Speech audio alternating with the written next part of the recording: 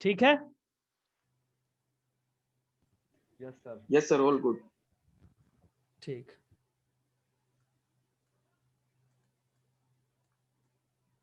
चलिए अब देखिए, रिकॉर्डिंग स्टार्ट हो चुकी है और हम पढ़ने का प्रयास करेंगे जुडिशियल रिव्यू। जुडिशियल रिव्यू बहुत ही इंपॉर्टेंट कंसेप्ट है और इसको समझने में प्रॉब्लम बहुत लोगों को आता है।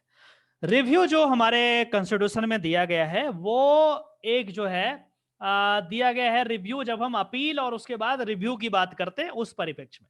लेकिन हम वहां पे वो वाला रिव्यू आज हम नहीं पढ़ रहे हैं। हम जो बात आज कर रहे हैं वो जुडिशियल रिव्यू की बात कर रहे हैं। और एक दूसरे तरीके का भी रिव्यू होता है। जैसे अयोध्या का मामला जब आया था तो कहा गया था कि हम रिव्यू के लिए जाएंगे। एक रिव्यू का मतलब होता है कि पुनर्विचार करेगा सुप्रीम कोर्ट, या जो जहां भी लगाया गया है रिव्यू करना, जो भी चीज व्यू किया गया उसको दोबारा देखना, रिव्यू करना। तो वो एक अलग कंसेप्ट है। लेकिन जब हम जुडिशियल रिव्यू की बात करते हैं, वो जुडिशियल रिव्यू एक अलग कंसेप्ट है। अब ये चीज में आप लोगों को परेशानी हो सकती है, समझने में दिक्कत हो सकती है। तो मैं आपको क्लियरली बताता हूं कि जो वैसे नॉर्मल रिव्यू जो है वो आपको आर्टिकल कॉन्स्टिट्यूशन में मिल जाएगा।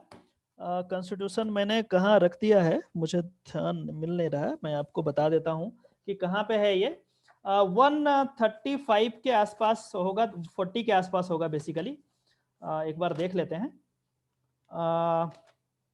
रिव्यू ये है 137, सॉरी 137 है।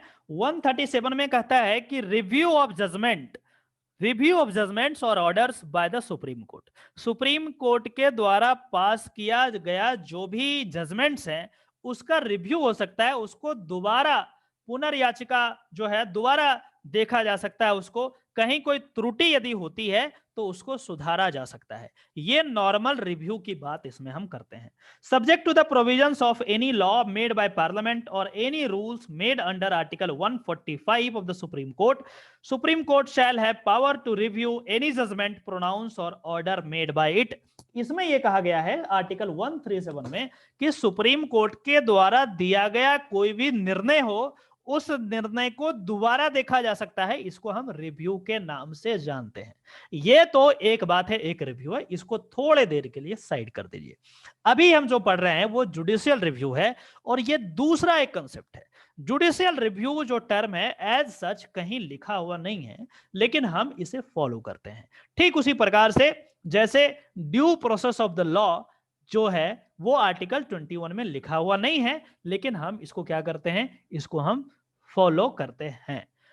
ठीक उसी प्रकार से जैसे basic structure of the constitution कहीं लिखा हुआ नहीं है, लेकिन हम इसको फॉलो करते हैं। ठीक उसी प्रकार से जैसे कॉलेजियम सिस्टम कहीं लिखा हुआ नहीं है, लेकिन हम उसको फॉलो करते हैं।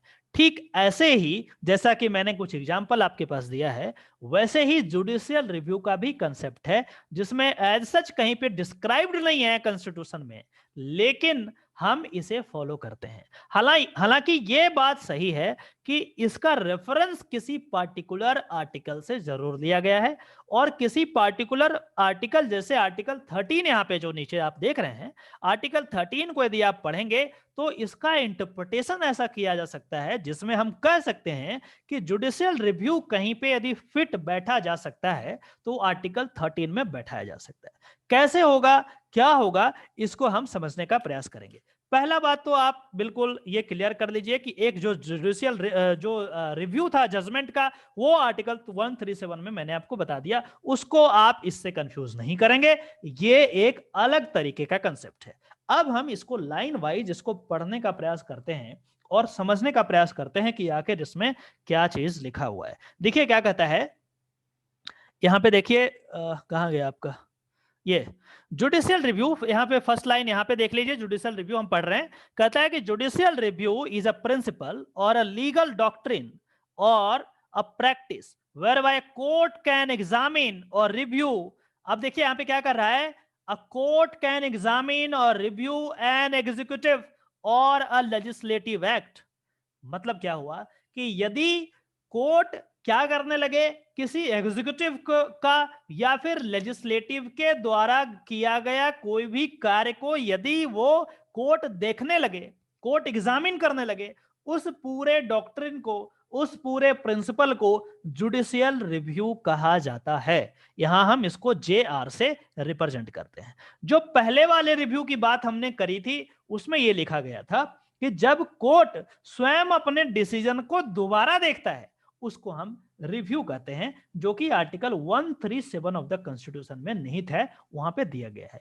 इसके लिए जब हम जुडिशियल रिव्यू के बारे में बात करते हैं, देखिए कैसे डिफरेंस है। आप यहां पे देखिए, उसमें कोर्ट अपने जजमेंट को दोबारा देख रहा है, और इस जुडिशियल रिव्यू में क्या कर रहा है कि कोर्ट किसके डिसीजन को देख रहा है?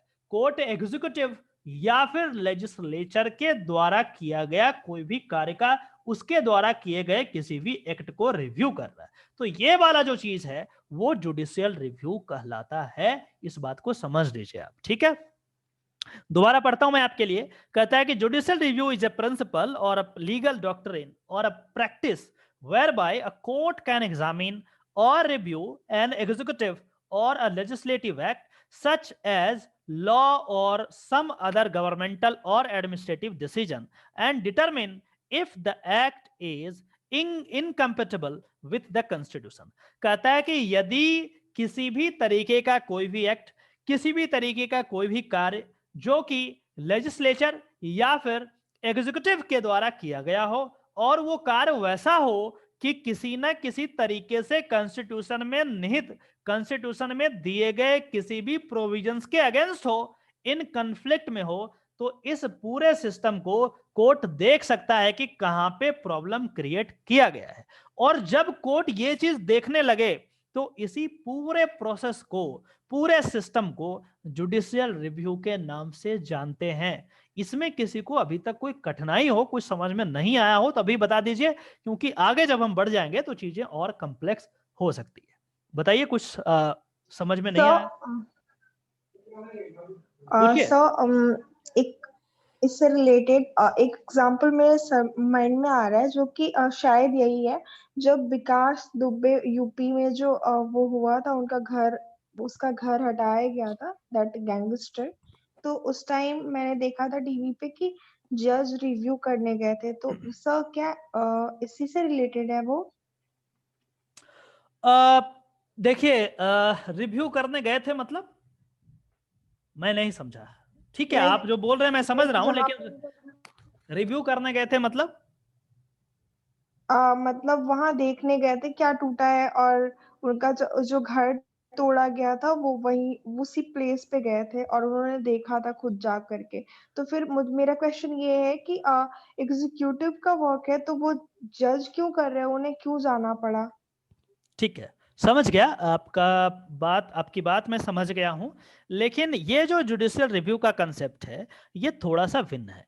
यहाँ पे कह रहा है कि हम कॉन्स्टिट्यूशन के अगेंस्ट यदि हम किसी भी चीज को, एग्जीक्यूटिव या लेजिस्लेचर करता है उस चीज को यदि हम क्या करते हैं, जुडिशियली देखते हैं कि कहाँ पे क्या गलती हुआ है, उसको रिव्यू कहते हैं।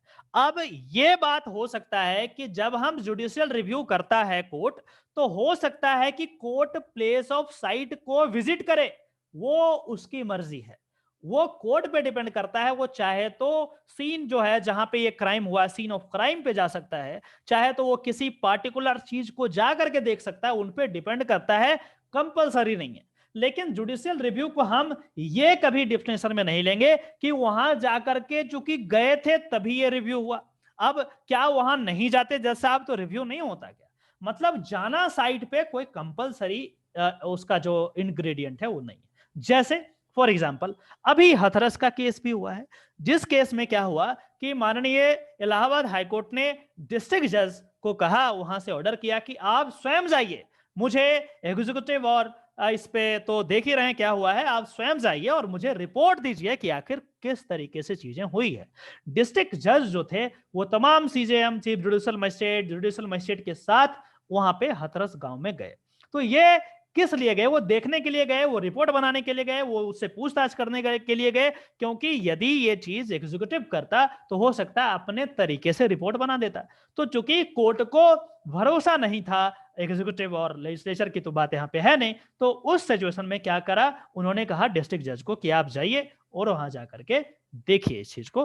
ठीक है, तो हम ये कह सकते हैं कि जुडिशियल रिव्यू यदि होता है तो कहीं किसी प्लेस पे जाना या नहीं जाना ये कंपलसरी नहीं है। हो सकता है कोर्ट भेज दे, हो सकता है नहीं भेजे, लेकिन यदि कॉन्स्टिट्यूशनली उसको एग्जामिन कर रहा है कोर्ट तो इतना से भी काम चल जाएगा। इसी को हम जुडिशियल रिव्यू कहा जाता है। मतलब लॉ के इन अकॉर्डेंस में आपका एक्शन कौन से लॉ को वायलेट कर दिया, कौन से आर्टिकल को वायलेट किया, कॉन्स्टिट्यूशन के किस प्रिंसिपल को नहीं माना, इन तमाम चीजों को जब आप देखेंगे तो इसी चीज को कहते हैं जुडिशियल रिव्यू। तो वहां जाना या नहीं जाना का इससे कोई डायरेक्ट कनेक्शन नहीं है। समझ में आ गया बात?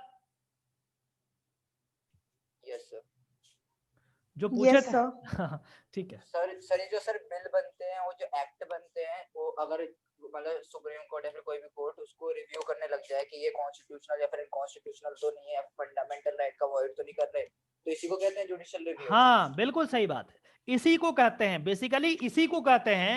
ठीक है, अभी मैं आगे आपको बताऊंगा, आगे मैं बताऊंगा। देखिए अब आगे बढ़ते हैं। देखिए क्या है, इन सम कंट्रीज, अब ये तो बता दिया कि जब कॉन्स्टिट्यूशन के किसी भी प्रिंसिपल के इन कन्फ्लिक्ट में हो, किसी भी प्रिंसिपल को फॉलो नहीं करा गया हो, तो उस सिचुएशन में क्या होगा, ये जो एक्ट बनेगा, ये जो काम होगा एग्जीक्यूटिव का या लेजिस्लेचर का, वो कॉन्स्टिट्यूशन के इन अकॉर्डेंस में नहीं होगा, कॉन्स्टिट्यूशन के इन लाइन में नहीं होगा।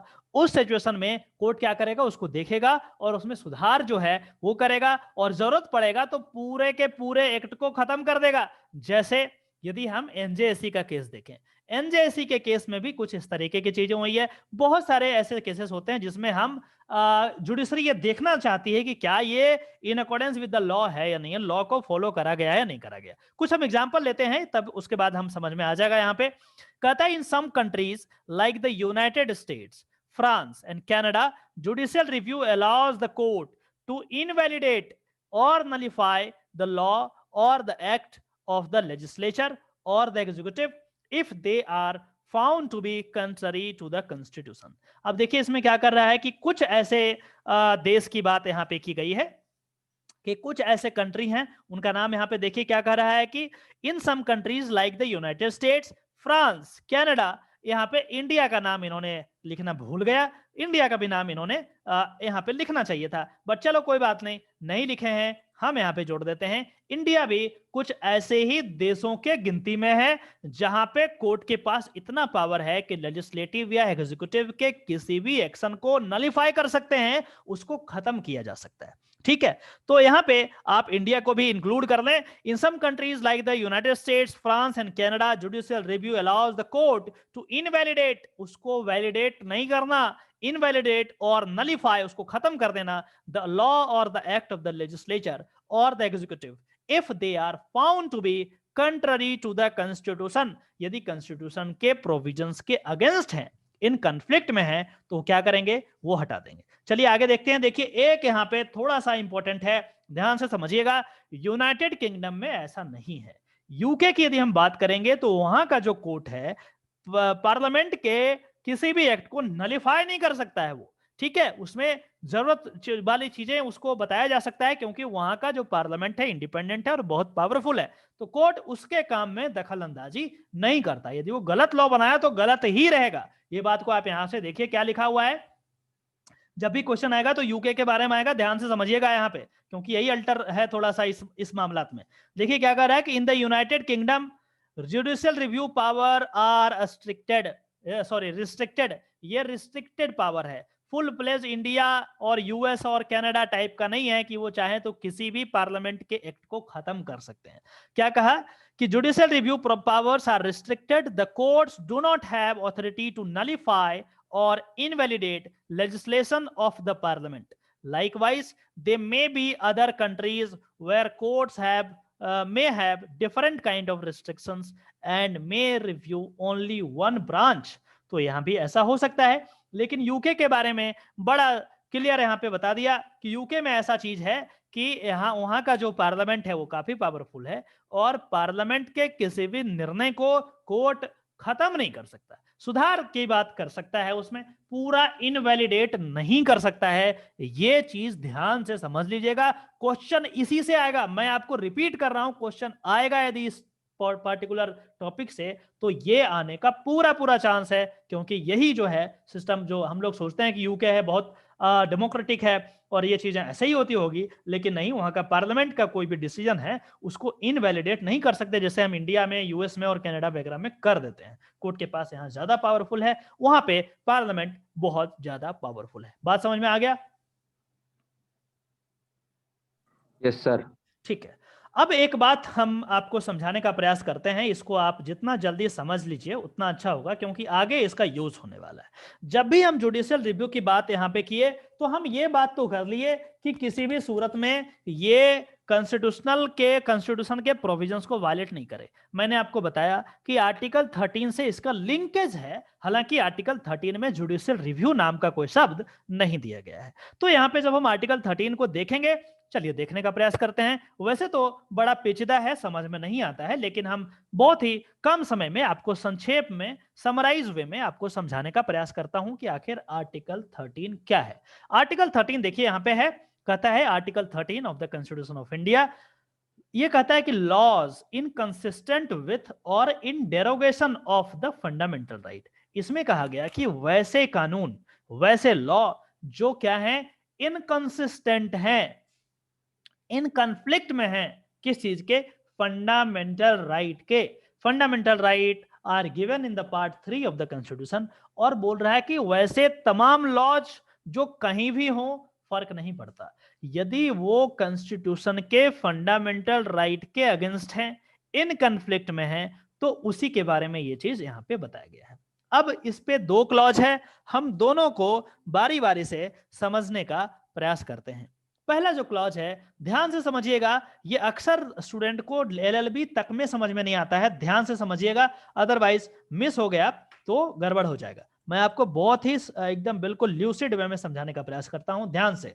ये क्या है, पहला है कि ऑल लॉज, जितने भी तरीके के कानून पॉसिबल हैं हमारे संविधान में बन सकते हैं, उन तमाम लॉज के बारे में बात कर रहा है कि all laws in force in the territory of India, जो भारत के जो क्षेत्राधिकार में जितने भी लॉ विद्यमान है उसके बारे में कह रहा है कि all laws in force in the territory of India immediately before the commencement of this constitution. मतलब ये जो कॉन्स्टिट्यूशन है, इसको बनने से पहले भी हमारे पास लॉ थे, तो उस लॉ के बारे में बात कर रहा है। ये जो पहला क्लॉज है 13 का, वो कह रहा है कि वैसे लॉ जो भारतीय संविधान के बनने से पहले हमारे देश पे काम कर रहे थे, हमारे देश में क्या थे, वो प्रैक्टिस में थे, उस लॉ की बात कर रहा है।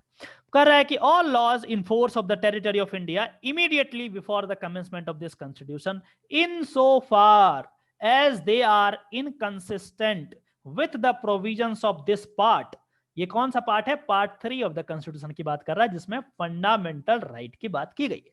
ठीक है, as far as are inconsistent with the provisions of this part shall to the extent of such inconsistency be void। मतलब जितना तरीके से वो क्या है, इनकंसिस्टेंट है, वो किसी ना किसी प्रोविजंस को यदि वायलेट कर रहा है जो फंडामेंटल राइट का है, तो वैसे तमाम लॉज क्या होंगे, वाइड करार दिए जाएंगे, वो वाइड हो जाएंगे अपने आप।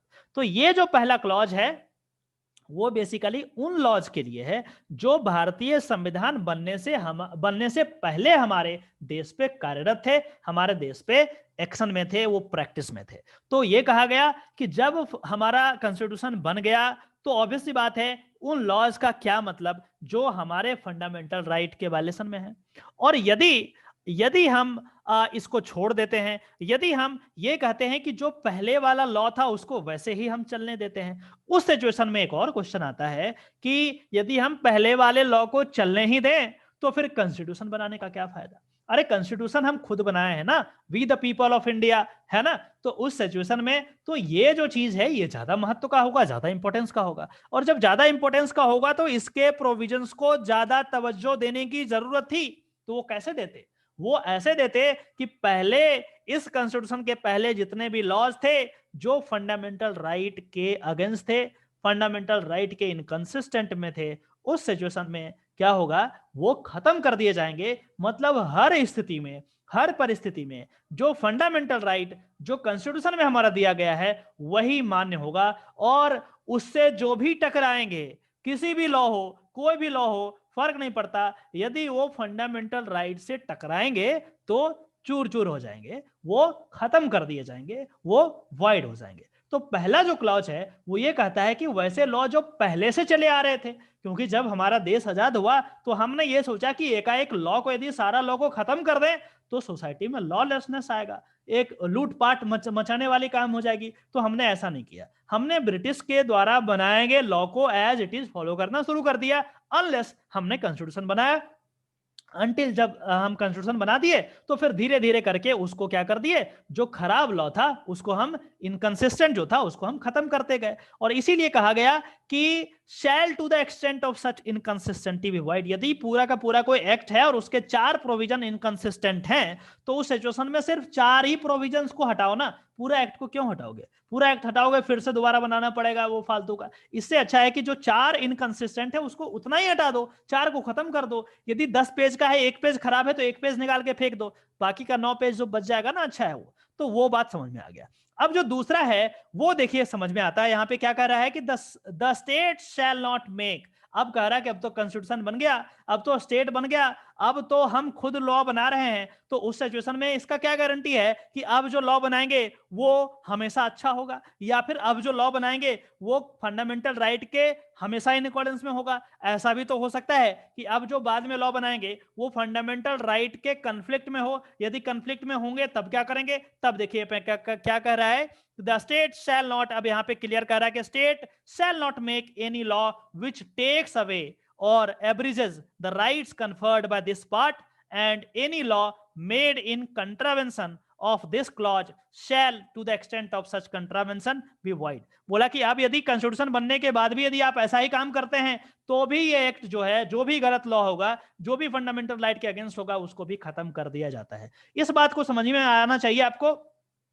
पहले वर्ड में देखिए इनकंसिस्टेंट लिखा है यहां पे पहले वाले क्लॉज में, और दूसरे वाले में कंट्रावेंशन लिखा है। मतलब इनकंसिस्टेंट इसलिए लिखा है क्योंकि पहला तो कॉन्स्टिट्यूशन बनाने से पहले बनाया गया, और दूसरा कंट्रावेंशन इसलिए क्योंकि अब तो कॉन्स्टिट्यूशन बन गया, अब तो पता है आपको, उसके बावजूद भी आप यदि गलत बना रहे हैं तो जानबूझ करके आप बना रहे हैं, और यदि ऐसा करते हैं तो वो लॉ खराब हो जाएगा। ये लेक्चर हम यहीं छोड़ते हैं, दोबारा आप लोग यहाँ पे जुड़ जाइएगा और जो भी कंफ्यूजन होगा हम इसको दूर कर देंगे, और थोड़ा सा और सेपरेशन ऑफ पावर के बारे में